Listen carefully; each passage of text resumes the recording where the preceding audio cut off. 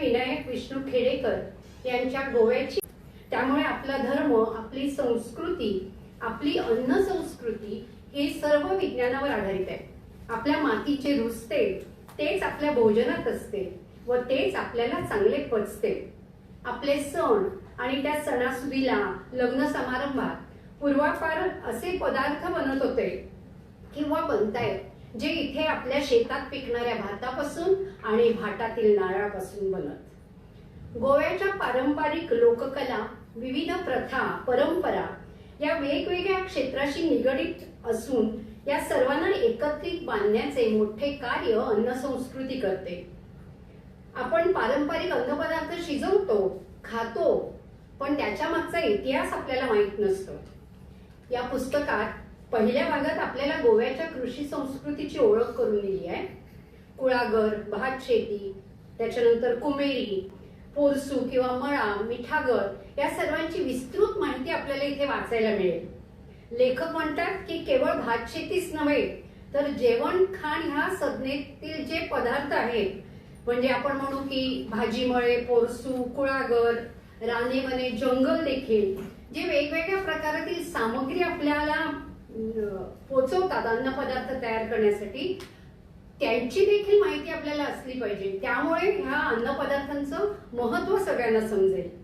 आता भात शेतीमधीलच विविध प्रकार आपण पाहिले तर सर्द आहे, वांगण आहे, त्याच्यानंतर शेतीच्या जातीतील विविध प्रकार आहेत. उदाहरणार्थ सत्तरीतील पुरण शेती आहे किंवा मरड शेती आहे, जी महादाई नदीच्या खोऱ्यात जमीन समतल करून केली जाते. अशा वेगळ्या वेगळ्या प्रकारच्या शेतींची माहिती, त्याचबरोबर तिथे पिकणारा भात, त्यांच्या म्हणण्याप्रमाणे भांगरसाळ आणि जिरेसाळ खानदानी भात प्रकार आहेत. कारण त्याच्यापासून जे उत्पन्न मिळतं ते कमी असतं, उंची असतं पण कमी असतं. पण सामान्य जनता जी लावायची, मध्यमवर्गीय, ती कोचरी असेल, करगुट असेल किंवा आता जी सर्वसाधारणपणे लावली जाते ती अन्नपूर्णा किंवा ज्योती, ह्या सगळ्यांची इतकी इत्थंभूत माहिती गोळा करून त्यांनी ती लिहिलेली अभ्यासपूर्ण असं विवेचन आपल्याला ह्या पुस्तकामध्ये मिळेल. फक्त भात शेती किंवा ती करणाऱ्या याच्याबद्दल माहिती नाहीये, तर त्या भात शेतीसाठी जे खळ तयार करतात, एक विशिष्ट प्रकारचं अंगण तयार केलं जातं, तर ते करताना देखील किंवा आपण भात लावताना, शेती पेरताना देवाचं कार्य करायचं असतं, गारण घालायचं असतं, तर ते कसं करतात, प्रत्येक जमातीत त्याची काय पद्धत आहे, हे तुम्हाला इथं सगळं समजून येतं. त्याच्यानंतर तुमच्या लक्षात येईल की आपल्या अन्न संस्कृतीमध्ये मिठाशिवाय जेवण म्हणजे शक्यच नाही. हा आपल्या जीवनाचा एक महत्वपूर्ण घटक आहे जेवणातला, त्याला अनन्यसाधारण असं महत्व आहे. तर असं हे मीठ तयार होतं, त्याला मिठागर म्हणतात. ते कसं आणि कुठे तयार होतं त्याचं अगदी सचित्र वर्णन आपल्याला या पुस्तकात बघायला मिळेल. आणि इतकी माहिती आहे की 1855च्या नोंदीनुसार गोव्यातील मिठाची निर्यात ही अव्वल मानली जायची, ह्याची सुद्धा नोंद आपल्याला इथे आढळते. आहार हा जीवनातील महत्वाचा असा सांस्कृतिक घटक, कारण आचार विचारांचं जे मूळ आहे ते आहारात असतं. तामसी आहार असले तर आपले विचार सुद्धा तामसी होतात. त्यामुळे त्याच्यावरती देखील त्यांनी एक दृष्टिक्षेप टाकलेला आहे. सगळ्यात महत्वाच्या गोव्याच्या अन्न संस्कृतीतील भाग म्हणजे तांदूळ. खूप महत्व आहे भाताला, तांदळाला. मग हे तांदूळ म्हटल्यानंतर त्याच्यात प्रकार आले, सुरई आला, उकडा आला, मग त्याच्यापासून बनणारी पेज, पायस, खीर, साखर भात, एवढंच नाही तर त्या राहिलेल्या शिळ्या भातापासून केलेला फोडणीचा भात. इतकं छान वर्णन आहे, तुम्ही वाचाल ना तर अगदी म्हणजे चुकवू नकाच, हे पुस्तक पूर्ण वाचून काढा, म्हणजे तुम्हाला समजेल त्यांनी किती बारकाईनं हे सगळं लिहिलेलं आहे.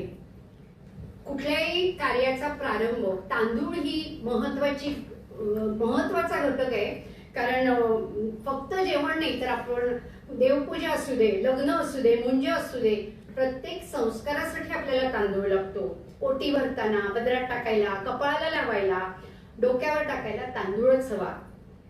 गोव्यातील प्रत्येक जमातीमध्ये तांदूळ आणि नारळ हे महत्वपूर्ण घटक.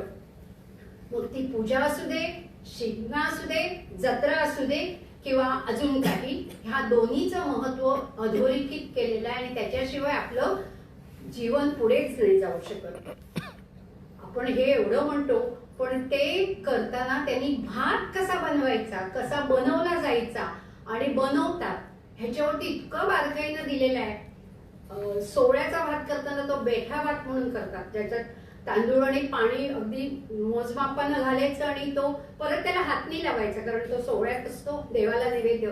पण तो कसा करायचा किंवा जी तपली वाळायची, हे सगळं छोटे छोटे बारकावे आपल्याला दिसून येतात त्याच्यात. मग त्याच्यानंतर उकडा तांदूळ कसा बनवतात, गावठी उकडा तांदूळ, त्याच्या बनवण्याच्या पद्धती. आणि तुम्हाला सांगते, उकड्या तांदळाची पेच आणि आंबलीचा तुकडा किंवा जे मांसाहारी आहेत ते सुक्या बांगड्याचा तुकडा, वा, प्रत्येकाच्या तोंडाला पाणी सुटेल वाचताना देखील. ह्याच भातापासून पोहे बनवतात, लाया बनवतात, जे देवकार्यात वापरलं जातं.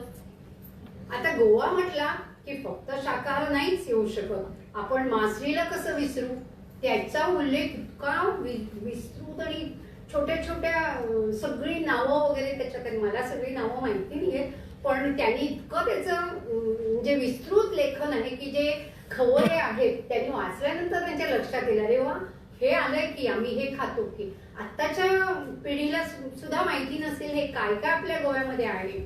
तर असे हे गोव्याचा मत्स्य संस्कृतीचा इथे अगदी विस्तृतपणे उल्लेख आहे. कारण जवळजवळ 105 किलोमीटर लांबीचा सागर किनारा लाभलेला आपला गोवा प्रदेश महासागराशी जोडलेला, त्यामुळे गोमंतक खाद्यपदार्थ म्हटला की मासळी ही आलीच. आणि विविध प्रकार बनवून आपल्या पोटात शिरणारी ही जलशाक. किती सुंदर शब्द वापरलाय लेखकाने, जलशाक, पाण्यातली भाजी. म्हणजे कोणालाही असं वाटणार नाही शाकाहारी माणसाला की बाबा मी काहीतरी वेगळं वाचतोय, तर ही सुद्धा जलशाक. आणि शीत, कढी, हुमण हे 3 शब्दावरती आपण गोमंतकीय अगदी झोपेतूनही जागे होतो. आणि तुम्हाला एक गंमत सांगते, त्यांनी याच्यात एक म्हणजे माझ्या सुद्धा कधी ते लक्षात आलं नाही, कारण आम्ही सुद्धा स्वयंपाक बनवतो तर विविध भाज्यांपासून आपलं खतखत तयार होतो. पण ते म्हणतात की 2 माशांपासून एक कालवण नाही बनत, प्रत्येक माशाचा स्वाद वेगळा, रूच वेगळी. हे सुद्धा इथे इतकं मस्त त्यांनी सांगितलंय ना की तुम्हाला सांगते, तुम्ही वाचा पुस्तक, तुमच्या सगळं म्हणजे तुम्हाला परत परत ते वाचावं असं वाटेल. खरं सांगायचं तर मी शाकाहारी, सगळ्यांना माहिती आहे. माझ्या माहेरी कुडणे गावात मानस आहे आणि हा मानशीचं फडफडणारं नुसतं ते पकडून आणल्यानंतर ते खाण्यासाठी किंवा ते मिळवण्यासाठी जी झुंबड उडते ती मी बघितलेली आहे. कारण ताजं फडफडीत नुसतं आणि गोवेकर, ह्यासाठी तडफडणारा हा गोवेकरच, अजून कोणालाही त्याची हे नाही. आणि हे त्यांनी इतकं मस्त त्याचं वर्णन केलंय, वा. तर ह्या आहार संस्कृतीमध्ये गोवेकर का खातो, काय खातो, मग आपल्याकडे अजून एक काय, तुम्ही बघाल जर सण वेगळे वेगळे आहेत, जत्रा असतील तर विशिष्ट पदार्थ आपण बनवतो. काले जत्रांना तर ठरलेला चण्याचा रोज, त्याच्यानंतर आपले ते शिरोळे, हे वेगळे वेगळे प्रत्येक ह्याला एक असा विशिष्ट पदार्थ बनलेला असतो. हे सगळे तुम्ही जर बारीक लक्षात घेतलं तर हे सगळे तांदळापासून बनलेले आहेत. कारण तांदूळ इथे आपल्याकडे मुबलक प्रमाणात पिकत होते, आताही पिकतात. पण मला वाटतं की आत्ताच्या नवीन युवकांसाठी किंवा युवा पिढीसाठी हे सगळं जाणून घेणं गरजेचं आहे. कारण आपले मुख्यमंत्री हे स्वयंपूर्ण गोव्याचे पुरस्कर्ते आहेत आणि त्यासाठी हे जर सगळं आपण समजून घेतलं तर मला वाटतं आपला गोवा हा भाजी जवळजवळ होत आलाय स्वयंपूर्ण भाजीसाठी, पण इवन बाकी इतर पदार्थांसाठी सुद्धा आपल्या संस्कृतीतून जे शिकून आपण पुढे नेऊ त्यासाठी हे पुस्तक खूप उपयोगी पडेल. त्याच्यानंतर दुसऱ्या घरामध्ये येतं रांधपघर. रांधपघर म्हणजे किचन, म्हणजे हा अन्न संस्कृतीचा गाभारा. ही जागा खूप महत्वाची, कारण इथे प्रत्येक गृहिणी आपलं प्रेम ओतून ते पदार्थ बनवतात. कारण आम्ही जे करतो ते आम्हाला दुसऱ्यांना खायला घालायचं असतं, आम्हाला माहिती असतं ते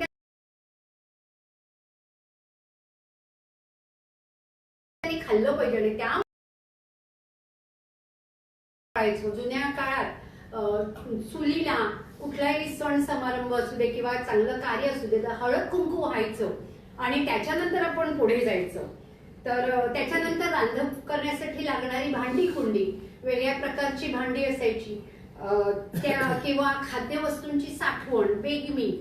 आपण गोव्यात अजूनही साठवण करतो, पण अजून बरेच जण म्हणतात कशाला आणून ठेवायचं, कशाला पुरुमेत करायचा, मिळतं ती बाजारात. पण नाही, ती जी साठवण किंवा ती जी बेगमी आपण करायचो, मिरच्या सुकवून ठेवायच्या, पापड घालायचे, तोरा खळाला घालायची, ती तर पाहिजेच. मला वाटतं प्रत्येक गोमंतकीयाच्या घरात कुठेतरी एक बरणी असेल ज्याच्यात ही अंमली असणार आहे, किंवा सोलं म्हणा, चिंच, ह्या सगळे जे पदार्थ आहेत, ही बेगमी कशी करायची, त्यासाठी काय वापरायचे, म्हणजे इतका बारकावा तुम्हाला या पुस्तकामध्ये मिळतोय. त्याच्यानंतर गऱ्यांची सालव, हा प्रकार विलुप्त होत चाललाय. पण ती गऱ्यांची सालव, पावसात गरे काढून ते, कारण त्यावेळी त्याचा काही उपयोग होत नाही, कारण आपण पापड नाही घालू शकत, मग ते मीठ लावून ती चेपणीला ठेवून मग ती कशी ठेवायची, आणि त्याचा उपयोग साधारण ज्यावेळेला भाजी नसते श्रावण महिन्यात, इव्हन एका विशिष्ट आमच्यात एक सण असतो तो म्हणजे रविवारचा, नाही मला वाटतं तो षष्ठी सप्तमी, शीतला सप्तमी म्हणतात. तर त्या गौरीला सगळं रानातलं लागतं, तर त्या पदार्थात हे उकड आंबा आणि गऱ्यांची सालव ह्याचा नैवेद्य दाखवला जातो. म्हणजे सगळं असं हे जे आपण म्हणू की पारंपरिक तंत्रज्ञान वापरून, आधुनिक तंत्रज्ञान आता आले, पण पारंपरिक तंत्रज्ञान वापरून ह्या सगळ्या गोष्टी कशा ठेवलेल्या आपण साठवून ठेवतो त्याचं वर्णन. वा. त्याच्यानंतर पुढे गेल्यावर आपण म्हणू, मला माहिती आहे सरांना वेळ होईल, पण ह्या पुस्तकाला ना एक 10 मिनिटं कमी पडतात सांगायला, थोडक्यातच सांगते तुम्हाला, सर ऐकून घेतील. तर नैवेद्य प्रत्येक जेवणी असते किंवा अजून काय असतं तर त्याला विशिष्ट अशा पद्धतीनं प्रत्येक हे केलं जातं. त्याच्यानंतर मिठाचा पुरुमेत करायची, साठवण करायची, ती कशी, ती घराबाहेर ठेवायचं, ती अशी एक वेगळीच डोण असायची, त्याच्यात ते घालायचं, हे सगळं आपल्याला इथे दिसेल. त्याच्यानंतर त्यांचं मला वाटतं विशेष प्रेम सत्तरीवर आहे, कारण अनवट सत्तरीमध्ये त्या सत्तरीतल्या खाण जेवणी किती वेगळं आहे ते त्याच्यात त्यांनी वर्णन केलेलं आहे आणि पटतं आपल्याला. कारण ते म्हणतात की सत्तरी भागात तसे मासे वगैरे कमी, पण हे जे वेगळे वेगळे पदार्थ तिथे बनतात ना, त्यांचं त्यांनी किती छान वर्णन केलंय आपल्याला दिसून येतं. त्याच्यानंतर आपल्या भाज्या, आपल्याला बेळगावची भाजी आणायची गरजच खरं तर पडत नाही. आपल्या कुळाघरामध्ये, आपल्या रानामध्ये ज्या वेगळ्या वेगळ्या भाज्या मिळतात. तुम्हाला सांगते, खास भाजी असते जी जून महिन्यात ह्याच्या सुरुवातीला करायची, तिला लूत म्हणतात. असे बोंगे येतात, ते बोंगे काढायचे, जो जंगली सुरण असतो आणि त्याचे ते बोंगेच काढायचे आणि त्याची भाजी करायची. पण हिचा वैज्ञानिक दृष्टिकोन आहे. आम्हाला राग यायचा, आमची आत्या खायला लावायची ती भाजी, नाही खाल्लीच पाहिजे. कारण काय तर त्याचं म्हणे कोठा साफ होतो आणि तो पावसाच्या सुरुवातीला ती खाल्लीच पाहिजे. असं प्रत्येक याच्या मागे तुम्हाला विज्ञान दिसून येईल. त्याच्यानंतर आपल्या खवय्यांच्या जिभेचे चोचले पुरवणारे तुम्हाला माहिती आहे अळवी, नैसर्गिक मिळणारी जी अळवी आहे त्याची रूच वा. त्याच्यानंतर त्यांनी कुळागरी भाज्या, आगरी भाज्या, पावसाळी भाज्या, हे सगळं त्याच्यात अगदी विस्तृत छानपैकी मांडलेलं आहे. आणि त्याच्याबरोबर जी चित्र आहेत ते बघितल्यानंतर तुम्हाला नाही वाटणार की हातातलं हे पुस्तक खाली ठेवावं असं, आणि त्यासाठी तुम्ही अगदी मोकळा वेळ घेऊनच ते पुस्तक वाचलं पाहिजे. आता आपले अन्नघटक किंवा गोव्याच्या अन्न संस्कृतीमधील 3 प्रमुख अन्नघटक जे आहेत ते म्हणजे तांदूळ, नारळ आणि मासे. मग त्याच्यात सामान्य लोकांमध्ये काय वापरलं जातं, पेज, आंबील, कालवण, भाकरी. या भाकरीमध्ये सुद्धा वेगवेगळे प्रकार आहेत. तर हे सगळं त्यांनी त्याच्यात म्हटलेलं आहे. त्याच्यानंतर ह्या पुस्तकातील 3ऱ्या भागामध्ये आपल्याला वेगवेगळे शिवराक म्हणजे शाकाहारी पदार्थ, अन्नपदार्थ ते कसे बनवायचे याची थोडी थोडी रेसिपी दिलेली आहे. फणस, गोव्यातील फणस हा असा एकमेव झाड मी तुम्हाला सांगेन जिथे आपण कसलंही सारं म्हणजे जे खत वापरत नाही, पण त्याचा एवढासा जो असतो त्या कोल्याची सुशेल म्हणून भाजी करतात.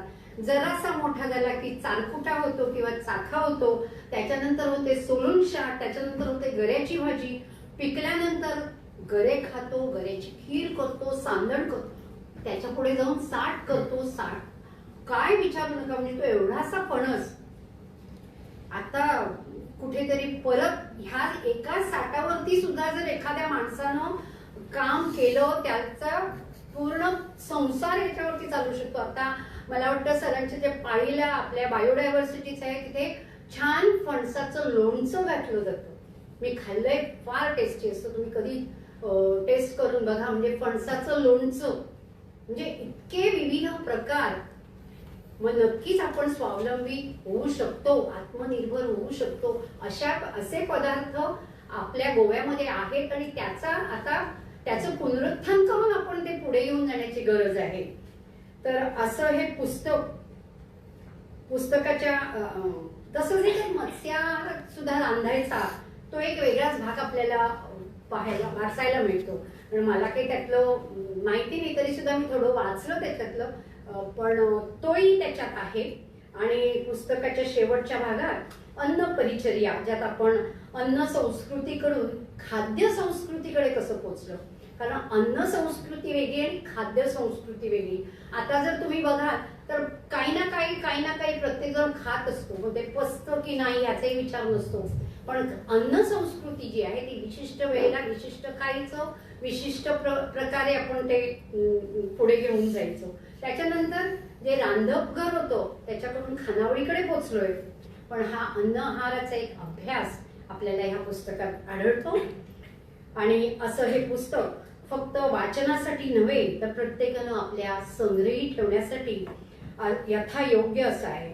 आणि या पुस्तकाची खरी प्रेरणा आणि ऊर्जा स्रोत आहेत सौ कुंदा काकी. आज त्या आपल्यामध्ये नाहीयेत, पण त्या त्यांच्या मागं लागल्या होत्या ते पुस्तक पूर्ण करण्यासाठी. उद्या त्यांची दुसरी श्राद्ध तिथी आहे, पण त्यांनी त्यांच्या विनायक काकांच्या मागे कुंदा काकींचा मोठा हात आहे. ह्या पुस्तकासंदर्भात ह्या वयात तरुणांनाही लाजवी असा उत्साह आणि अजूनही अनेक पुस्तकं लिहिण्याचं ज्यांचा मनोदय आहे, आणि अशा या श्रेष्ठ आणि ज्येष्ठ माणसाला असं मी म्हणेन, आपल्या केंद्र सरकार, आपले मोदीजींनी पद्मश्री बहाल केलेलीच आहे. आणि ते करताना आपले मुख्यमंत्री यांनी त्यांना सर्वतोपरी सहाय्य केलेलं आहे. कारण ते कायम त्यांनी काहीही सांगितलं, हे पुस्तक सुद्धा त्यांनी सांगितलं मी करतो प्रकाशित, आणि त्यांनी ते प्रकाशित केलं आपल्या इन्फॉर्मेशन आणि पब्लिसिटी तर्फे. त्यांचा कायम हा जो इथे कार्यक्रम केलेला आहे तो सुद्धा आपल्या मुख्यमंत्र्यांनीच घडवून आणलेला आहे.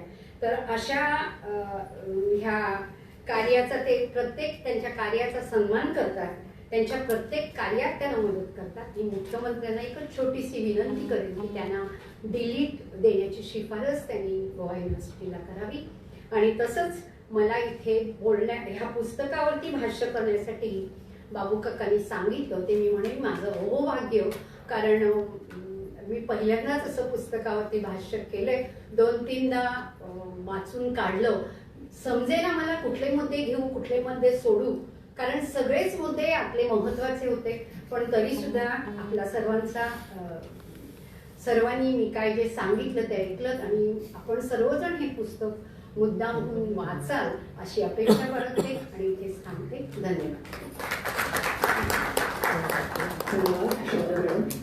एकूणच अन्न संस्कृती हा ग्रंथ म्हणजे आपल्या गोमंतकीय परंपरेतील अन्नाशी निगडीत श्रद्धा, आचार, विचार, अन्नदान, अन्न संस्कार आणि लोकजीवनातील अन्नाचं सांस्कृतिक स्थान याचं सुंदर दर्शन घडवणार आहे.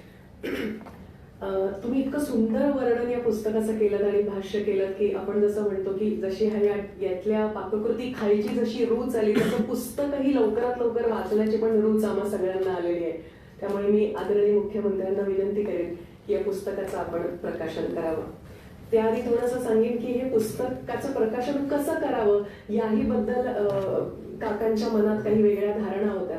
हे जे भांड दिसतंय ना याला म्हणतात सानन झाकणा, आणि हे आत्ताच्या तसं अडगळीत असं पडलेलं भांड आहे. ते त्यांनी बाहेर काढून मंत्रालयामध्ये त्याला विराजमान केलेलं आहे या भांड्याला, म्हणूनही आपण त्यांचं कौतुक केलं पाहिजे. काही भागात 66 मध्ये याला सान्ना चोंद्र असंही म्हणतात। आणि या भांड्याचं अजून एक वैशिष्ट्य म्हणजे पूर्वी गोमंतकातल्या प्रत्येक घरात जात पात धर्म पंथ याचा यापेक्षा सगळ्यांकडे प्रत्येक घरात हे भांड असायचं आणि याचा वापर करायचा। या पुस्तकात केवळ पाककृती नाही तर अन्नाभोवती विणलेली आपली एकूणच संस्कृती, शेतकऱ्यांचं योगदान आणि माणुसकीची भावना पानोपानी आपल्याला दिसून येईल। मॅडम म्हणाल्या तसं आदरणीय मुख्यमंत्र्यांनी स्वतः सुचवलं की या ठिकाणी मंत्रालयामध्ये या पुस्तकाचं प्रकाशन आपण करीन आणि माहिती आणि प्रसिद्धी खात्याच्या वतीने हे पुस्तक प्रकाशित होत आहे। एकूणच अहोरात्र झटून गोव्याला विकासाच्या दिशेने नेणाऱ्या गोमंतकातल्या प्रत्येकाचा आधार बनणारे असे आपले मुख्यमंत्री सगळ्यांसाठी त्यांच्याकडे काहीतरी आहे। मग म्हाताऱ्यांसाठी आधाराची काठी असेल, युवकांसाठी उंच उंच असे उठण्याची स्वप्न ते देत असतात आणि एकूणच सगळ्यांना सर्वसमावेशक असा विकास घडवू पाहणारे आपले आदरणीय मुख्यमंत्री। आपल्याला विनंती करेन की आपण या प्रसंगी आपले विचार मांडावेत। नमस्कार। गोवा अन्न संस्कृती ह्या ग्रंथाचं इनॉग्रेशन या ठिकाणी होत आहे। पद्मश्री विनायक काका खेडेकर यांनी लिहिलेला गोवा अन्न संस्कृती हा ग्रंथ या पुस्तकावरती बोलण्यासाठी खास करून शुभदावेनी सावेकर यांनी डिटेलमध्ये या पुस्तकावरती आपलं बोलणं केलं। आपल्याला या पुस्तकाची डिटेलमध्ये माहिती त्यांनी करून दिलेली आहे। आमचे इन्फॉर्मेशन डिपार्टमेंटचे स्पिरिट विनायक काका खेडेकर यांचे सगळे चाहते, त्यांचे स्नेही आणि पत्रकार मित्र आणि मैत्रिणी सर्वात अगोदर गोवा सरकारच्या वतीनं, गोवा इन्फॉर्मेशन पब्लिसिटीच्या वतीनं आणि समस्त गोव्याच्या लोकांच्या वतीनं मी पद्मश्री विनायक काका खेडेकर यांचं खूप खूप अभिनंदन करतो। गोवा अन्न संस्कृती हा ग्रंथ लिहिणं म्हणजे एका राज्याचा हा ग्रंथ आहे हे म्हणायला काही हरकत नाही, कारण आपण ज्यावेळेला विचार करतोय त्याने विचार करत असताना पर्टिक्युलरली एका विशिष्ट समाजाचा किंवा एका विशिष्ट धर्माचा विचार न करता पूर्ण गोव्यातील अन्न संस्कृती कशी असावी आणि कशी होती आणि इन फ्युचरमध्ये म्हणजे एखाद्याला जर हा विषय शिकायचा झाला, इन फ्युचर एखाद्या युनिव्हर्सिटीमध्ये म्हणा किंवा हायस्कूलमध्ये एखाद्याला रिसर्च करायचा जर योग आला तर हा ग्रंथ हा नक्कीच त्याच्या उपयोगी पडेल असं मला वाटतं।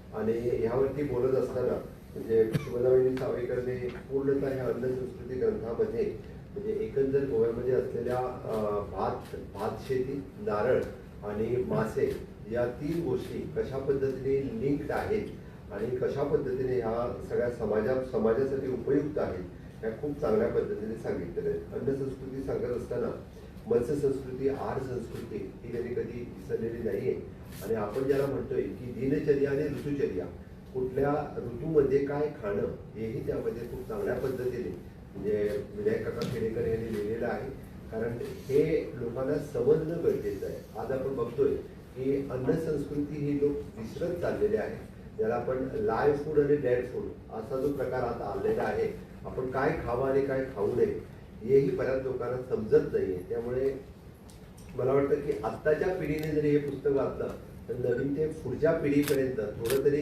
ज्ञान ते त्यांना देतील याची अपेक्षा आहे, कारण पुढची पिढी वाचण्यात खूप कमी असणार, कारण पुढची पिढी आजकाल पुस्तकं वाचत नाही, ते फक्त मोबाईलवरती ऐकत असतात किंवा कुठेतरी इंटरनेट याच्यावरती थोडंसं वाचत असतं। त्यामुळे ह्या पिढीने निदान हे पुस्तक वाचावं आणि इतरांच्या मध्ये बोलावं किंवा बोललं किंवा समजून सांगावं, या निमित्ताने आपली अन्न संस्कृती ही पुढच्या पिढीपर्यंत जाईल, पुढच्या पिढीला त्याचा खूप फायदा होईल।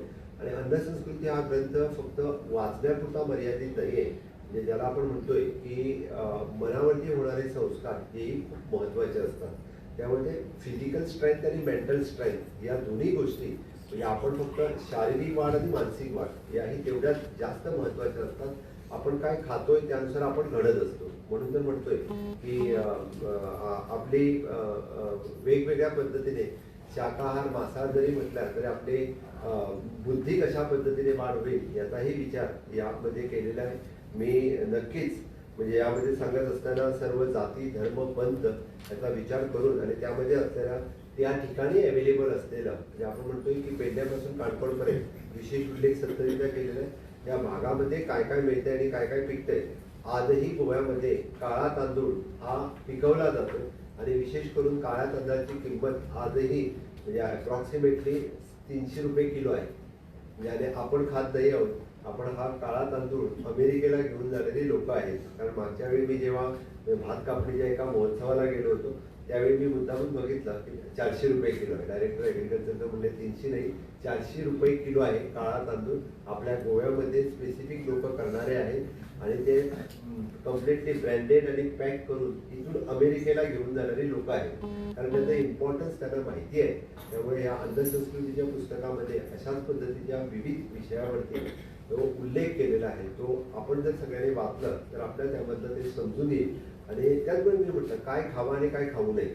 पण आपण बऱ्याच वेळी आपल्याला रेडीमेड जे काय मिळते ते आपण सगळं खात असतो. म्हणजे आपल्याला 2 मिनिट मॅगी याची सवय झालेली आहे.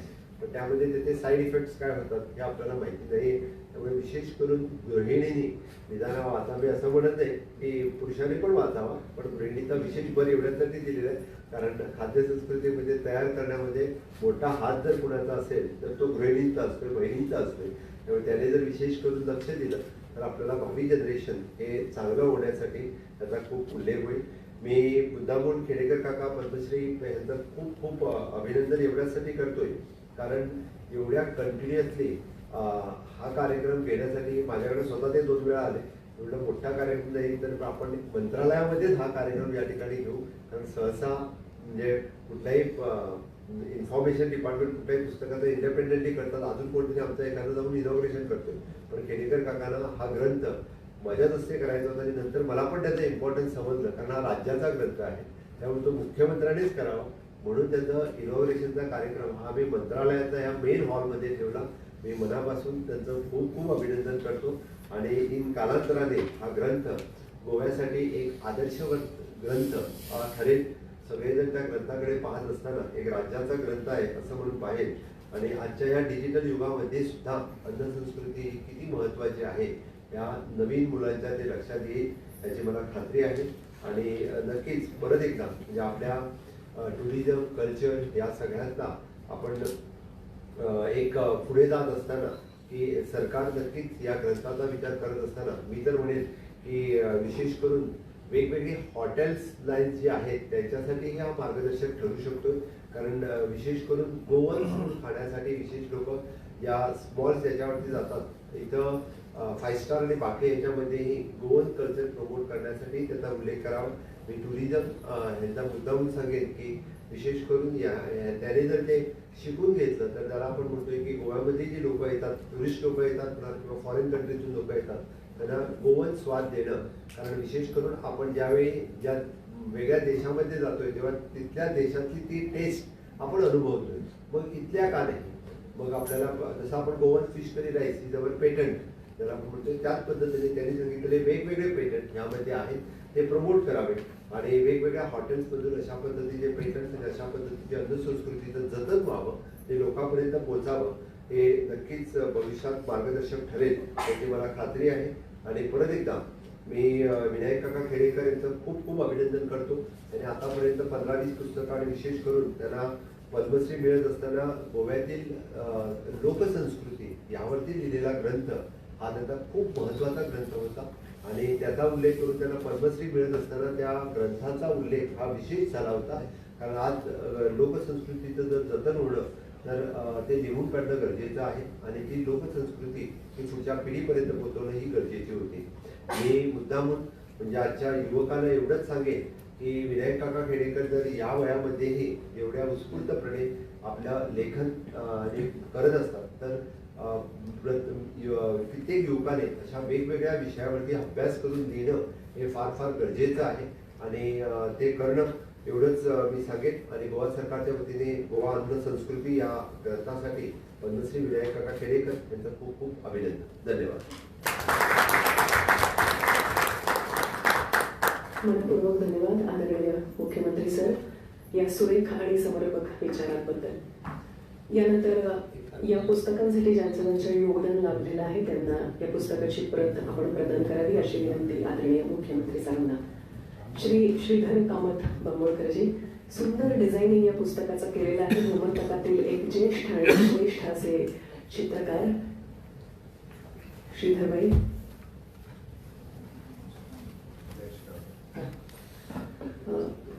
सागर जावडेकर यांनी प्रस्तावना लिहिली आहे, पण ते गोव्याबाहेर आहेत, पण त्यांचं नाव घेणं क्रमप्राप्त होतं. शिल्पा नाटेकर, सरोजिनी गावकर, नमन सावंत, मला इथनं दिसत नाहीये कोण कोण आहे, मी नावं लिहिते. तन्मयी उमरे सहकारी, गौतमी गावस चोरलेकर, तनिषा कशाळकर.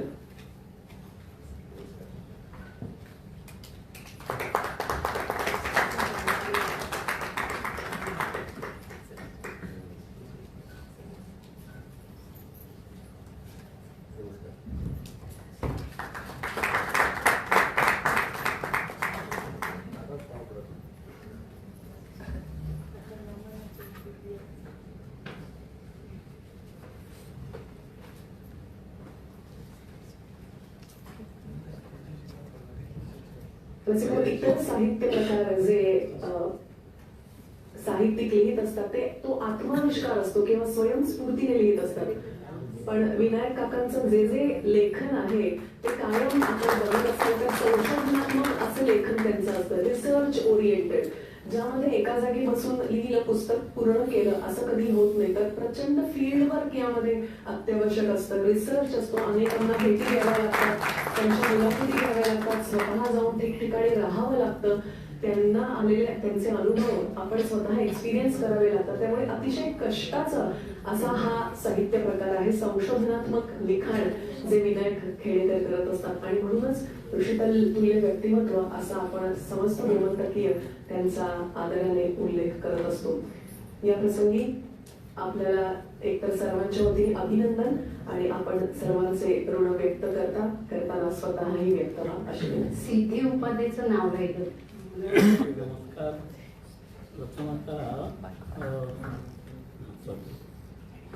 प्रथमतः आजच्या निवेदिका आपल्या सिद्धी उपाध्ये यांना गेल्यावरती केंद्रीय संगीत नाटक अकादमीचा युवा नाट्य कलाकार पुरस्कार मिळाला, त्याबद्दल त्यांचं आपण कौतुक करूया.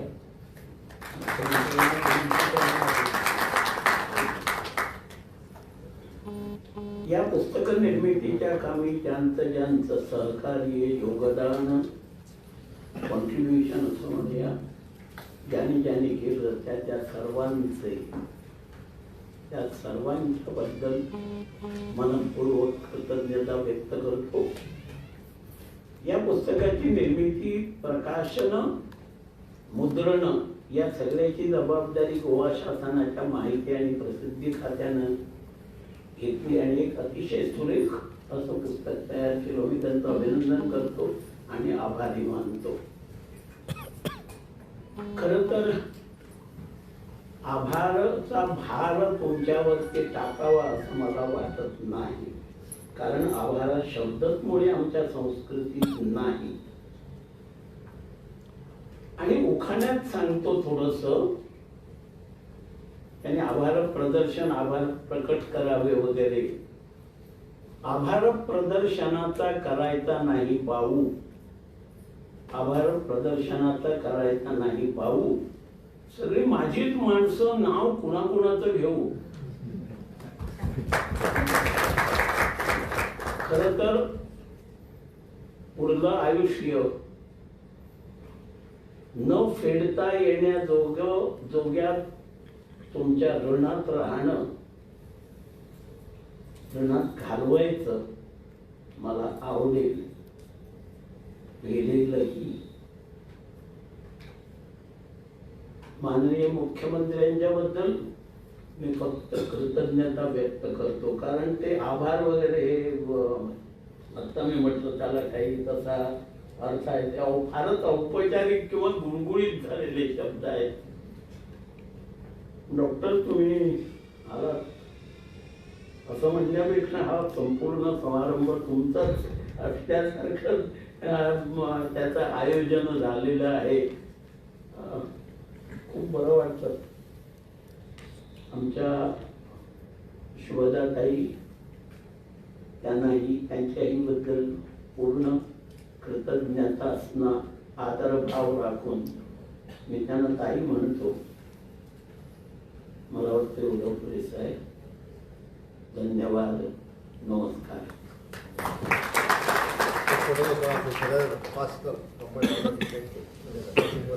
सगळ्यांनी ग्रुप फोटोसाठी इथे पुढे यावं आणि सगळ्यांच्या वतीने खरंच परमेश्वराच्या एकच विनंती करेन. मगाशी आम्ही बोलत होतो की खूप पुस्तकं त्यांच्याकडनं तर व्हावीतच, पण 100व्या वर्षी 100वा वाढदिवस साजरा करताना असं सुंदरचं पुस्तक